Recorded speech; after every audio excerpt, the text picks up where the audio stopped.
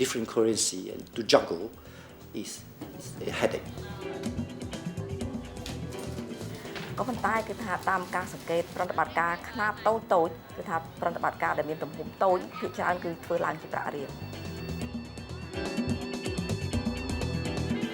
In order to play its role in a rapidly changing economic and political system, the National Bank of Cambodia transformed itself dramatically. ដូច្នេះធនាគារជាតិនៃកម្ពុជាគឺធនាគារកណ្ដាលក៏រៀបចំធ្វើការផ្លាស់ប្ដូរគោលនយោបាយរបស់ខ្លួន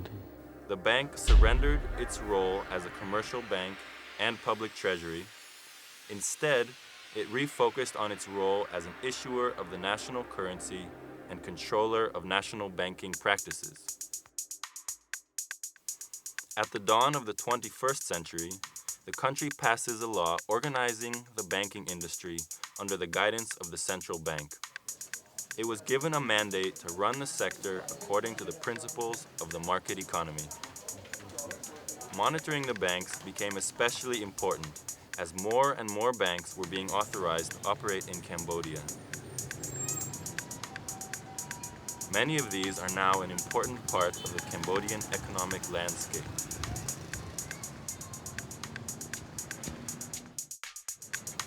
It is for the most part here inside the workshop of the central bank that the real notes are produced.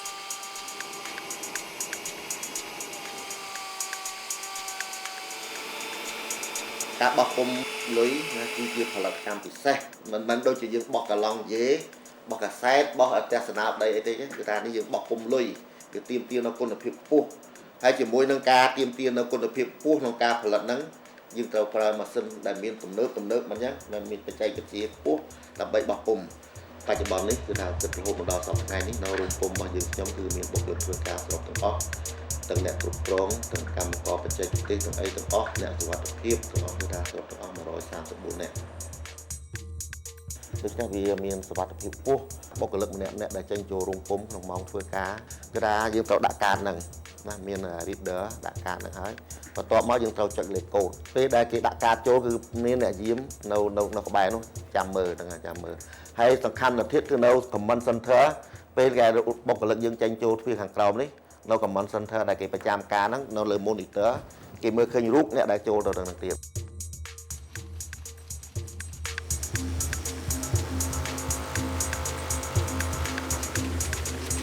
ក្នុងដំណាក់ការបោះពុំពីដំណាក់កាលមួយទៅដំណាក់កាលមួយគឺថាមានការទទួលគ្នាច្បាស់លាស់ណាបោះពុំមួយខាងហើយទៅបោះពុំមួយខាងទៀតទៅបោះលេខហ្នឹងយើងរាប់ទៅតែរាប់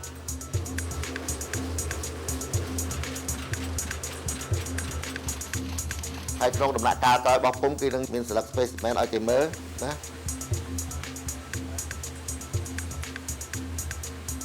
ហើយយើងយកអាផលិតផលដែលបោះពុំហើយហ្នឹងឲ្យគេត្រួតពិនិត្យមើលតើវាដូច specimen ហ្នឹងអត់ណាបើសិនជាកន្លែងណាដែលមិនដូច specimen ទេគេគូវាចោល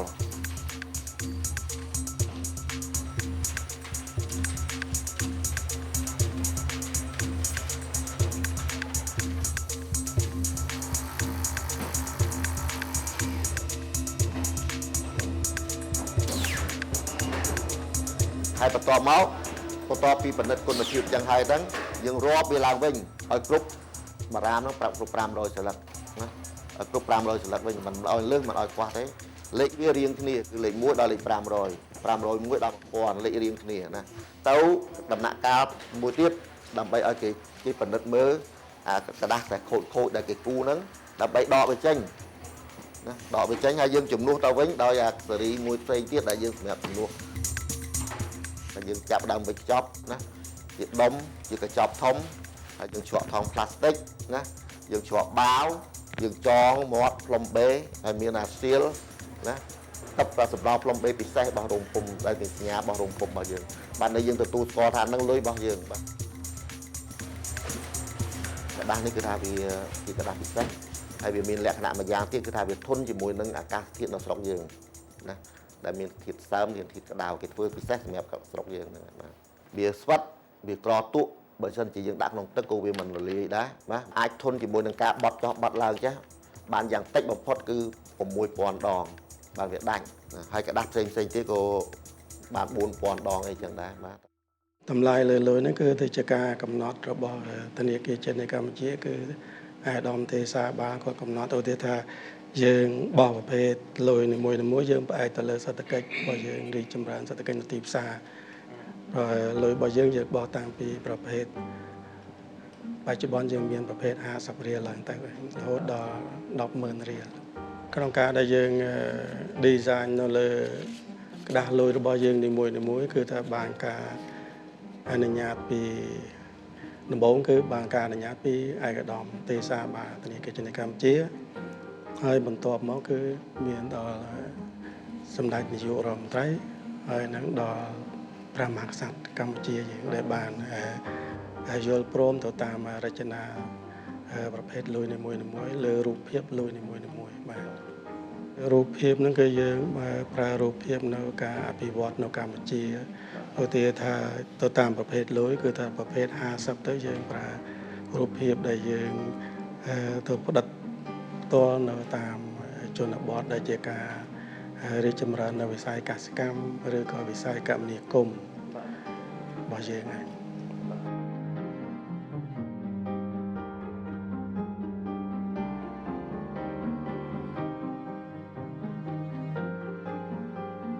យើងប្រើក្តារពិសេសមួយដែលមានការបង្កប់រូបព្រំនៅពេលដែលយើងបញ្ជាទិញក្តារហើយនឹងមានខ្សែលោធាតុមួយទៀតដែលយើងបង្កប់ហ្នឹងគឺជាការដែលថាប្រឆាំងនៅការខ្លែងលុយបើសិនណាជាយើងដែលធ្វើធម្មតាយើងមិនអាចធ្វើបានទេហើយក្រៅពីនោះគឺថាយើងមាននេះ hologram នេះដែលមានប្រសិទ្ធភាពខ្ពស់ណាស់ដល់យើងមើលយើងខ្លាំងមកចេះតិចទៀតមកវាចេញជាលេខ 20,000 បាទហើយដូចជាប្រកាសប្រាក់ 20,000 នេះជាដើមគឺថាលក្ខណៈពិសេសដែលយើងបញ្ចូលទៅក្នុងហ្នឹងលក្ខណៈបច្ចេកទេសដែលយើងបញ្ចូលទៅហ្នឹងមានជាង30មុខណាដើម្បីការពារវាពីការក្លែងបន្លំ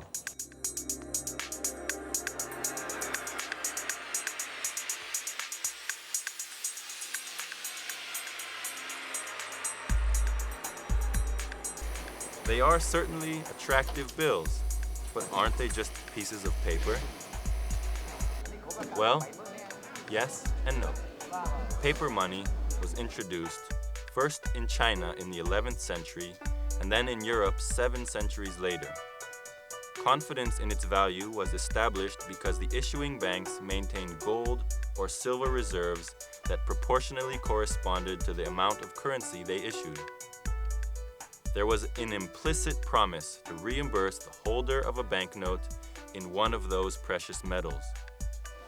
Ultimately, while the direct link to gold reserves and promise of reimbursement were abandoned, central banks, like the National Bank of Cambodia, have continued to hold reserves of gold or strong foreign currencies to maintain confidence in the value of the currency. The principle of implicit confidence remains, and this is why we speak of fiduciary money. The riel is not tied to gold. Its value is determined by the foreign exchange market. But the reserves of precious metals and foreign currencies that the central bank keeps do play an important role. It maintains the reserve of mainly dollars and gold and ensures their safety in its vault. It is mostly against these holdings that the bank issues the reals needed by the domestic economy. But paper money can fall apart or be counterfeited. It is the work of the National Bank of Cambodia and its 23 provincial branches to find such fake or obsolete banknotes and destroy them.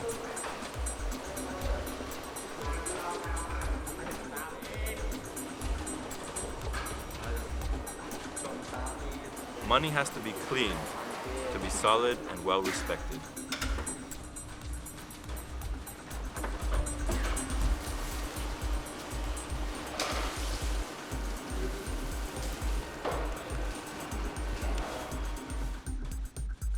Cácប្រាក់គឺជារូបភាពមួយនៃរូបិយវត្ថុតែប៉ុណ្ណោះទន្ទឹមនេះក៏មានរូបិយវត្ថុផ្សេងៗទៀតដែលបង្កើតឡើងដោយធនាគារពាណិជ្ជ We no longer keep most of our money at home.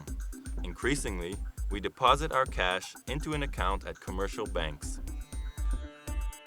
នៅពេលដែលយើងយកលុយទៅដាក់ធនាគារពាណិជ្ជធនាគារពាណិជ្ជក៏យកប្រាក់បញ្ញើនេះយកទៅឲ្យអតិថិជនខ្ចីដើម្បីវិនិយោគក្តីដើម្បីប្រើប្រាស់ផ្ទាល់ខ្លួនក្តី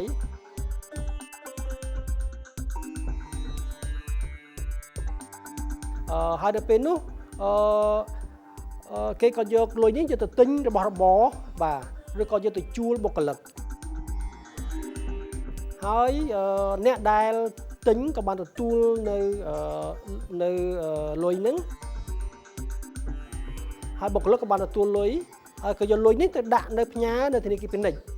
ដូច្នេះយើងឃើញថាប្រាក់បញ្ញើគឺយើងអាចបំលែងវាឲ្យទៅជាកម្ចីហើយកម្ចីក៏អាចបំលែងទៅជាប្រាក់បញ្ញើ We can make use of this money, which are simple entries in banknotes, in many ways, including checks, wire transfers, debit and credit cards. ហើយនេះយើងហៅថាការបង្កើតរូបិយវត្ថុដែលដោយធនាគារពាណិជ្ជ Those written forms of money are fundamental to the working of our economy.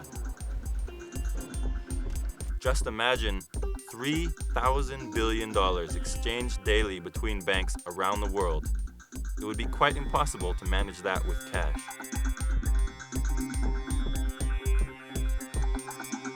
ធនាគារមានលទ្ធភាពប្រើបច្ចេកវិទ្យាទំនើបដើម្បីផ្ទេរសាច់ប្រាក់និងផលិតផលហិរញ្ញវត្ថុតាមរយៈទូរស័ព្ទឬក៏ទូរស័ព្ទឬក៏តាមរយៈប្រព័ន្ធអ៊ីនធឺណិតដូច្នេះរូបិយវត្ថុបានคล้ายទៅជាបែបអរូបីបានន័យថាយើងមិនអាចនឹងចាប់មិនឃើញមិនចាប់កាន់នៅលុយនឹងនៅប្រាក់នឹងបានដូចក្រដាស់ប្រាក់ធម្មតាទេគឺថាมันមានរូបរាងជាក្រដាស់ប្រាក់ទេតែយើងប្រើរូបិយវត្ថុធនាគារនេះដើម្បីទូទាត់ប្រតិបត្តិការអីបានដោយតាមរយៈប្រព័ន្ធអេឡិចត្រូនិកនេះដូច្នេះគេក៏បានคล้ายទៅជារូបិយវត្ថុដែលគេហៅថាតាមបែបអេឡិចត្រូនិក But Cambodians are still very cash oriented. ប្រទេសកម្ពុជាគឺជាប្រទេសក្រោយគេដែលបានអនុវត្តនៅរូបិយវត្ថុទម្រង់ថ្មីនេះក៏ប៉ុន្តែយើងកំពុងតែដើរតាមយ៉ាងឆាប់រហ័សដើរតាមនិន្នាការរបស់អន្តរជាតិហើយបច្ចុប្បន្ននេះយើងកំពុងតែជំរុញនៅការប្រើប្រាស់នៅមធ្យោបាយទូទាត់ដែលទាន់សម័យ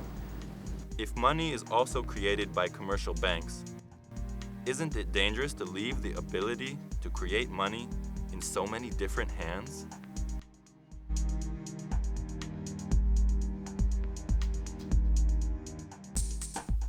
A country needs ample money to function and grow.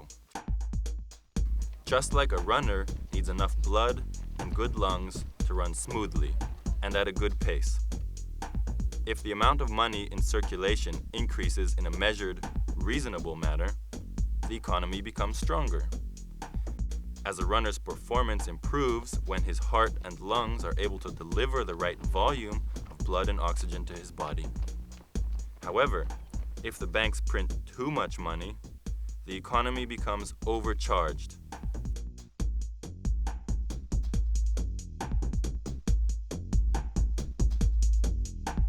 Prices take off, the value of the riel falls, and the whole country suffers from runaway inflation. Like a runner who asks too much from his body and then stumbles during the race. Both these results translate into fewer jobs and less revenue among the population. But what happens if the banks don't put enough money into the economy? Then the credit rates rise and credit becomes too expensive. Companies and individuals are unwilling to borrow money. They consume and invest less. But isn't it good when prices stabilize and the riel gains strength? Yes, but at the same time, you can have too much of a good thing. Simply put, a riel too strong makes our exports less competitive on the world market.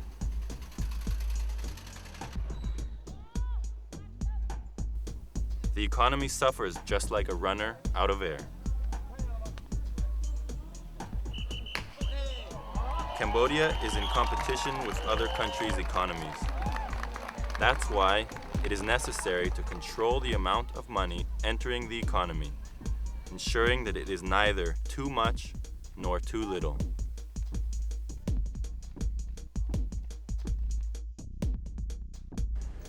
ពីរួមយើងធនាគារជាតិគឺរក្សាប្រព័ន្ធធនាគារឲ្យមានសុខភាពល្អមិនកំណត់ថាធនាគារណាតូចធនាគារណាធំទេធនាគារណាដែលមកឲ្យអនុវត្តត្រឹមត្រូវតាមច្បាប់ធនាគារកណ្ដាល ពេលដែលមកដំបូងគឺដោយសារតែយើងមិនទាន់មានច្បាប់ប្រកាសបទបញ្ញត្តិនិយាយជារួមនឹងគ្រប់គ្រាន់អញ្ចឹងយើងអនុញ្ញាតយើងផ្ដល់អាជ្ញាប័ណ្ណទៅឲ្យគេតែយើងបានពិនិត្យឃើញថាធនាគារមួយចំនួននោះគឺគ្រាន់តែមានរូបភាពថាបើកដើម្បីបើកឆ្នេះហើយបានជាថ្នាក់ដឹកនាំធនាគារជាតិនៃកម្ពុជាមានវិធានការក្នុងការកាត់បន្ថយនៅចំនួននេះដោយយើងដាក់ឲ្យធ្វើការជំរះបញ្ជីនៅធនាគារចំនួន17ត្រូវបានបិទ However, even with more stringent registration requirements, the country has continued to attract new banking operations, especially during the 2006 to 2008 boom years. Today, nearly 30 commercial banks populate the country's economic landscape. មានមតិមួយចំនួនគេយល់ថាnàyធនាគារច្រើនពេកធ្វើឲ្យមានការលំបាកបញ្ហារបស់យើងដំបូងគឺការយើងបើកទូលាយអញ្ចឹងគឺបញ្ហាសំខាន់គុណភាពនៃរបស់ធនាគារនីមួយៗទេធនាគារជាតិមានការធ្វើការសម្រិតសម្រាំងជាខ្លាំងមុននឹងអនុញ្ញាតឲ្យមានអាជ្ញាប័ណ្ណថ្មីគឺយើងធ្វើការសម្រិតសម្រាំងនេះត្រង់ថាទី1យើងនិយាយអំពីដើមទុនគឺត្រូវមានកម្រិតដើមទុនអបបរមាមួយជាក់លាក់បំផុតគឺថាផ្ដើមចេញពី$13 លានរហូតដល់ប្រហែលនឹង$38 លានហើយទី2គឺយើងកំណត់អំពីអត្តសញ្ញាណនៃម្ចាស់ហ៊ុនមានបទពិសោធន៍ធ្លាប់ធ្វើជាការងារធនាគារនៅក្នុងថ្នាក់គ្រប់គ្រងរបស់ធនាគារថ្មីនោះក៏ត្រូវទាមទារឲ្យឆ្លើយតបទៅនឹងប្រកាសមួយរបស់យើងដែលស្ដីអំពីអភិបាលកិច្ចរបស់គ្រឹះស្ថានធនាគារនិងហិរញ្ញវត្ថុយល់មកសិនតែមានធនាគារបរទេសមកវិនិយោគនៅកម្ពុជាជាសញ្ញាមួយល្អណាស់ព្រមយ៉ាងគេទុកចិត្តបរិយាកាសវិនិយោគនៅកម្ពុជាយុវដ្ឋានត្រួតពិនិត្យនោះមានភារកិច្ចក្នុងការចុះទៅត្រួតពិនិត្យបណ្ដាធនាគារពាណិជ្ជបណ្ដាគ្រឹះស្ថានមីក្រូហិរញ្ញវត្ថុផ្សេងឬធនាគារឯកទេសផ្សេង Within the National Bank of Cambodia, a team of 62 people is dedicated to bank monitoring. តាមរយៈយើងចុះត្រួតពិនិត្យយើងមានឧបករណ៍ពីរយ៉ាងគឺការចុះត្រួតពិនិត្យដល់ទីកន្លែងនិងការចុះត្រួតពិនិត្យនៅលើឯកសារការចុះត្រួតពិនិត្យធនាគាររបស់យើងហ្នឹងគឺសំខាន់ទី1គឺការពារផលប្រយោជន៍អតិថិជនទី2គឺយើងត្រួតពិនិត្យដើម្បីធានាថាឲ្យមានសុវត្ថិភាពនៅក្នុងប្រព័ន្ធទូទាត់ហើយធ្វើយ៉ាងណាឲ្យប្រព័ន្ធធនាគារនិងហិរញ្ញវត្ថុយើងមានលទ្ធភាពគ្រប់គ្រាន់ដើម្បីប្រឈមនឹងវិបត្តិដូចជាវិបត្តិហិរញ្ញវត្ថុហើយនិងទី4គឺរក្សាស្ថិរភាពហិរញ្ញវត្ថុនៅក្នុងប្រទេសកម្ពុជា